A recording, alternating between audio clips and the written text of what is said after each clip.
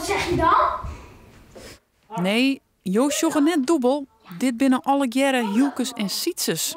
5 twillingen doggen Joet in Terhenna auditie voor de haardrollen in de nieuwe jeugdserie Oer de Chameleon. Regisseur Steven de Jong begint komende simmer met de opnames en is dus nou drok op zoek naar een blonde tweeling. Toen ik het hoorde, dacht ik eigenlijk gewoon meteen al van ja, dat wil ik wel gaan doen. Ja, toen we het hoorden zaten we meteen al van ja, dit is wel leuk om te doen. Want het is ook echt 1 keer in je leven dat je dit überhaupt kan meemaken. Wie is dan Sietse en wie is Hielke? Ik ben Sietse, hij is Hielke. Ja. Daar zijn jullie al over uit? Ja. Nou, eigenlijk waren we niet helemaal over uit. Ik wil namelijk ook Hielke zijn, want Sietse is altijd degene die verliefd wordt en zoent. Daar had je geen zin in? Nee, maar deze serie kan het andersom worden. Dus dacht ik, nou oké, vooruit dan maar. En jij, je had ook geen zin om verliefd te worden en te zoenen? Nee, liever niet. De serie is in het najaar van 2018 op televisie te zien.